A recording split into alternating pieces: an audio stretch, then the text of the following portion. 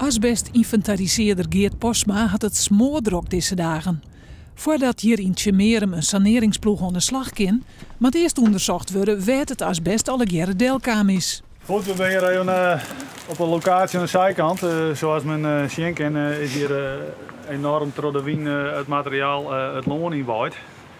Het volgende wat wij doen is dus dat wij het in kaart brengen. Dus dat wij het inkaderen tot vier de brokstukjes steeds maar waait binnen.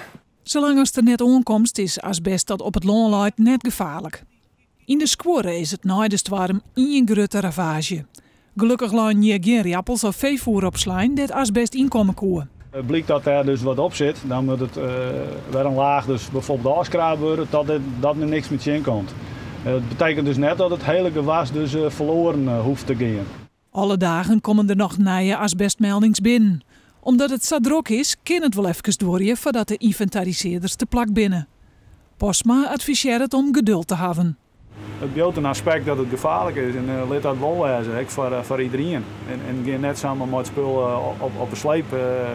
Laat het lezen, meld het bij de instanties en zorg ervoor dat het op de juiste manier opgeruimd wordt. De pleats in Tjemerum moet heel saneerd worden. De vakmannen die dat waarmatten binnen op het stuit in Haas. Daar waaiden op de Willemskade dakplaten met asbest de stad in. Zo'n putje in de stad heeft gewoon voorrang, omdat het, er komen een heel soort mensen bij en de kans op verspreiding is gewoon heel groot. Ja. En dat is bij een borgerij op een vlakte dat minder.